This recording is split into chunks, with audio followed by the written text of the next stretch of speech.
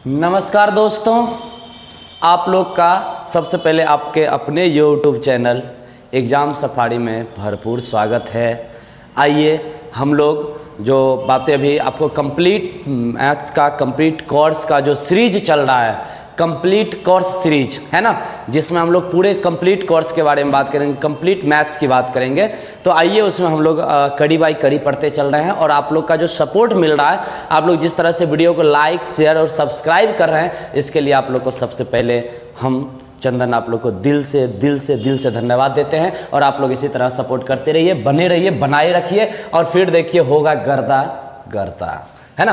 तो आइए आपका welcome to exam safari. And एक कमेंट्स आया था किन्हीं का, वो बता रहे थे शायद KKT, उनका जो भी नाम हो, हमें लगता है शायद कृष्ण कुमार होगा, कुछ ऐसा। तो कृष्ण कुमार का कमेंट्स था कि सर नोट्स का 29 नंबर क्वेश्चन। तो हाँ, तो 29 नंबर क्वेश्चन जो है नोट्स का, वो आप लोग देख लीजिए। बड़ी कमाल का क्वेश्चन है, उसमें उनको डाउट था, तो हम उसको पहले क्लियर करते हैं, परसेंटेज में आगे बढ़ते हैं और चीज़ें को देखते हैं। तो 29 नंबर नोट्स का जो क्वेश्चन है वो बड़ी मज़ेदार क्वेश्चन है। उसमें थोड़ा सा लॉजिकल, आप देखिएगा डिस्प्ले पर आपको 29 नंबर क्वेश्चन दिख रहा है। क्वेश्चन कह रहा है कि अगर 40% मजदूर 40% अधिक मजदूर काम पर लगाए गए और उनकी कार्य क्षमता भी पहले के तुलना में 25% अधिक हो, तो एक कार्य को पूरा करने में लगने वाला समय में प्रतिशत बदलाव क्या होगा। तो कार्य यहाँ पर कांस्टेंट है। कार्य क्या है? कांस्टेंट, यानी वही काम है जो वो पहले कर रहा था मजदूर। अब मजदूर का देखिए होता क्या ना कि एक मजदूर का संख्या बढ़ जाना और मजदूर की संख्या बढ़ने के साथ साथ क्षमता बढ़ना या घटना। क्योंकि मजदूर जो काम करता है वो अपने क्षमता के अनुसार काम करता है। कोई मजदूर ऐसा है, अब आप ही लोग है, तो कोई स्टूडेंट ऐसा है कि जो वो 5 घंटा पढ़ पाता है, तो उसका क्षमता है कि 5 घंटा पढ़ने का। कोई ऐसा है कि 3 घंटा ही पढ़ते हैं, तो देते हैं इट कट के, इससे कहेगा आज बहुत हो गया, क्या कहे, एकदम नींद लग रहा है। तो इस टाइप का वो उसका क्षमता है कि 3 घंटा से ज़्यादा नहीं पढ़ पा रहा। तो वही चीज़ इस क्वेश्चन में करा है। देखिए क्वेश्चन करा कि यदि 40% अधिक मजदूर काम पर लगाए गए, तो पहले था 100, अब 100 के बाद 40% मजदूर तो अधिक आया, लेकिन कमाल की बात यहाँ पर ये हुआ कि उसका क्षमता पहले के तुलना में, देखिए क्वेश्चन पढ़िए, पहले के तुलना में 25% अधिक है। इसका मतलब 40% और प्लस 40 का 25%, प्रतिशत हटाएंगे बट्टा 100, 25 चौके 100 और 10 यहाँ आ जाएगा, ये 10% और बढ़ जाएगा। तो एक्चुअल में ये जो अब वृद्धि करेगा 40 10 50% मजदूर बढ़ेगा और ये 150 हो जाएगा। ये पहले वाला के हिसाब से 40% नहीं है, पहले वाला के अकॉर्डिंग ये 50% का वृद्धि करेगा, क्योंकि इसका क्षमता ज़्यादा था। तो बताइए अब कमी कितने का करना पड़ेगा। तो हम कह सकते हैं कमी प्रतिशत बराबर, कमी तो 50 का करना है 150 पर, परसेंटेज के लिए 100, 50 को 1.5 से यहाँ से डिवाइड कर दिए 3, 100/3 है, मतलब 33.33%। समझ में आ गया।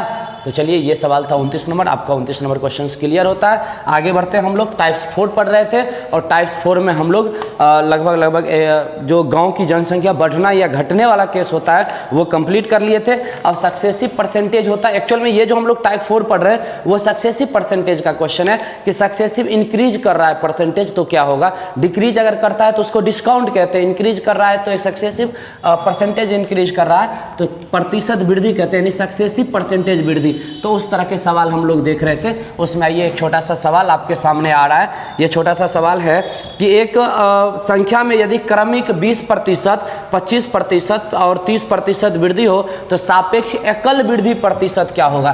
तो देखिए एकल वृद्धि प्रतिशत हम मान लेते हैं पहले संख्या 100, पहले क्या मान लिए 100। अब इसमें वृद्धि कर रहा है, कितने का वृद्धि कर रहा है, तो 20% का, तो 120/100।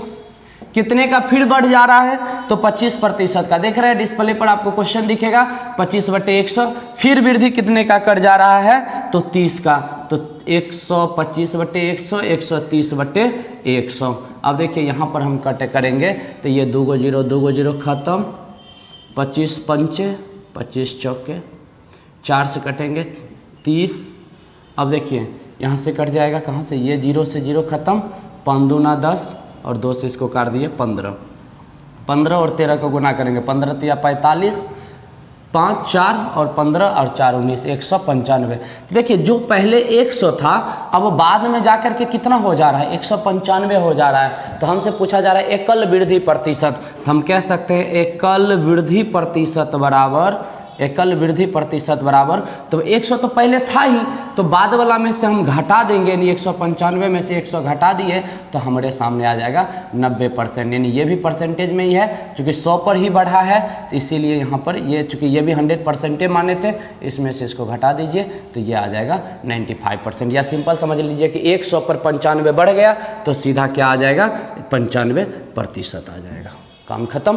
तो ये एक सवाल था जो सक्सेसिव परसेंटेज का है। फिर से एक बार समझ लीजिए, 100 हम मान लिए, एक 20% बढ़ा तो 120/100, फिर 25% बढ़ा तो 125/100, फिर 30% बढ़ा तो 130/100, ये बढ़ करके बाद में 195 हो जा रहा है, मतलब 100 से 95 ज़्यादा है तो 95% का वृद्धि कर गया। यहाँ तक कोई दिक्कत, कोई शक, कोई संदेह?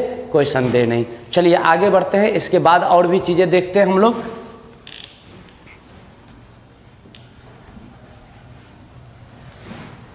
देखिएगा इसके बाद की बातें हम लोग जो क्वेश्चंस देखेंगे। अब यहाँ पर डिस्काउंट बट्टा, अब जो सक्सेसिव डिस्काउंट है वो भी एक पॉइंट अगर चाहे तो आप समझ सकते हैं। जैसे मान के चलिए कि 10%, 20% के विभिन्न बट्टा का एकल बट्टा ज्ञात करें, तो बट्टा मतलब कमी हो गया। तो पहले देखिए 100, अब क्वेश्चन आपके सामने है 10% तथा 20% का एकल बट्टा प्रतिशत क्या होगा। बट्टा मतलब डिस्काउंट होता है, ठीक है। तो 100 है, उसमें पहले 10% का डिस्काउंट देगा तो 90/100, फिर डिस्काउंट देगा 20% का तो 80/100। अब देखिए ये 100 से 100 कट गया, ये 0 से ये 0, ये 0 से 0, 9 8 72। देखिए पहले 100 था, बाद में 72 हो जा रहा है, कितना का कमी आया उतने का ना डिस्काउंट होगा। तो कमी यानी हम कह सकते हैं डिस्काउंट परसेंटेज बराबर, या एकल डिस्काउंट कह लीजिए, एकल डिस्काउंट परसेंटेज बराबर क्या हो जाएगा। तो 700 में से 72 घटा दीजिए तो आ जाएगा 28%। तो एकल यानी कि अगर 10% और 20% का दोगुना लगातार छूट अगर आपको दिया जा रहा है तो वो एक्चुअल में एकल, जो अगर हम बात करें यानी कि एक छूट की बात करें तो वो 28% के बराबर है। तो ये भी बातें कंप्लीट हो गया, इसे भी हम लोग समाप्त करते हैं। ये आपके 53 नंबर क्वेश्चन था, वो 54 नंबर क्वेश्चन। यहाँ से हम आगे बढ़ते हैं।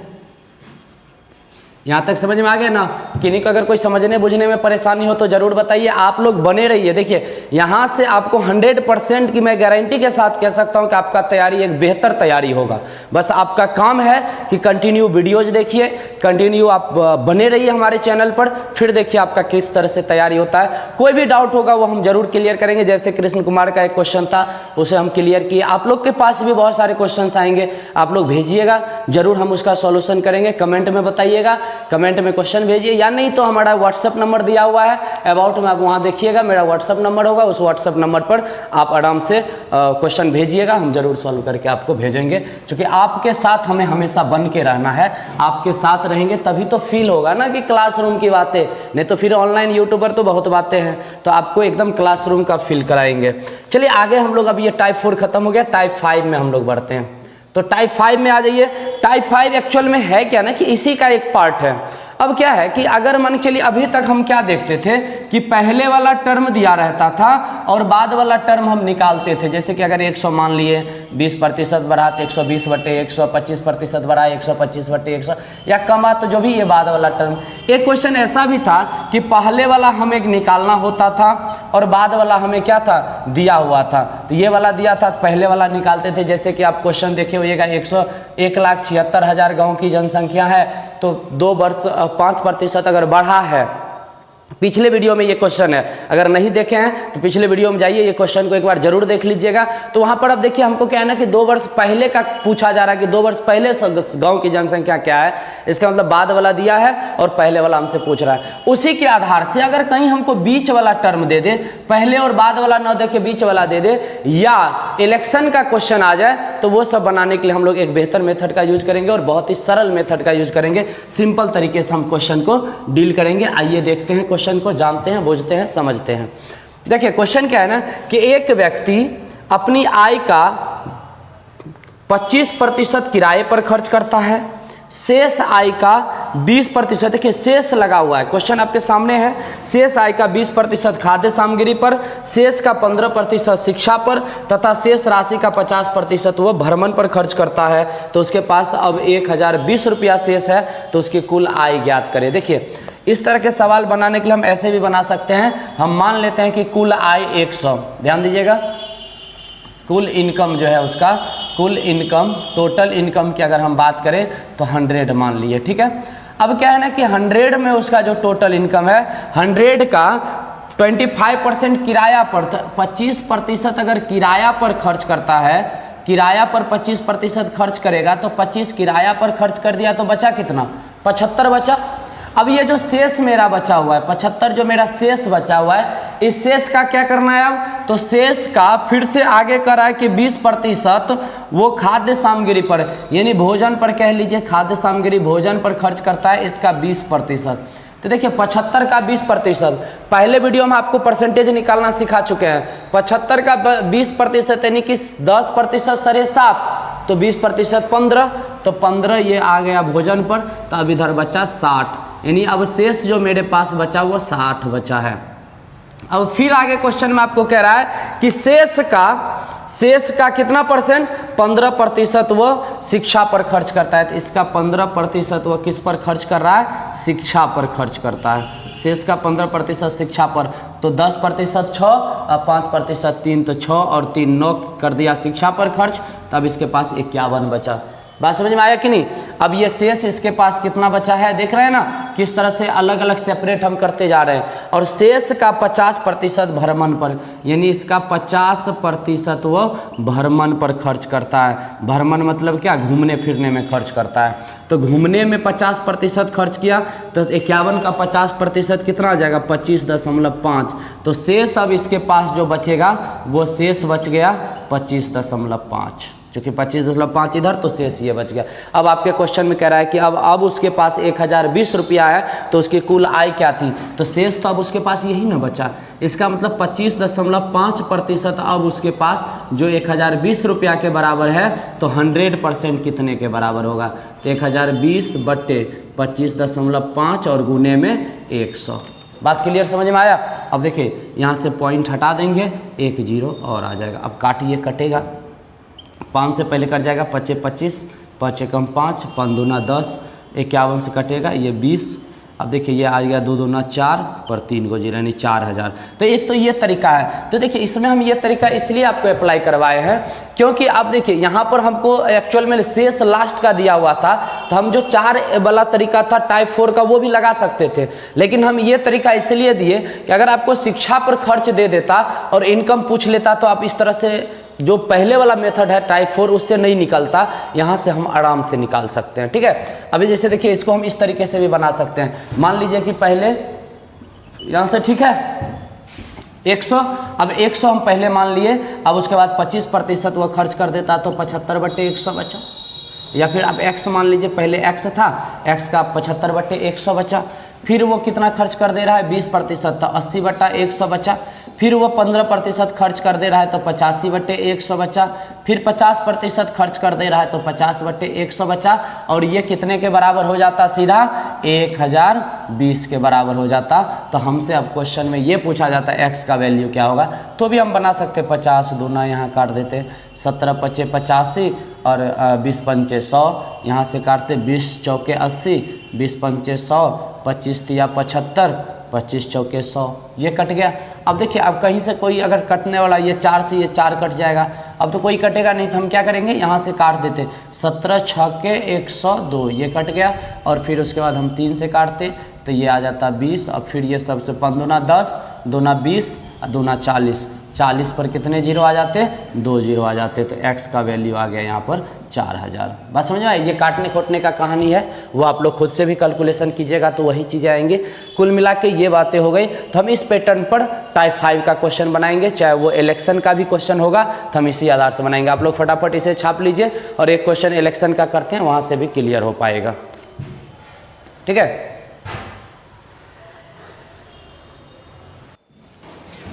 तो चलिए हम लोग ये क्वेश्चन हो गया। अब इलेक्शन का क्वेश्चन हम लोग इसी में देख लेते हैं। इसी पर इलेक्शन का भी क्वेश्चन है।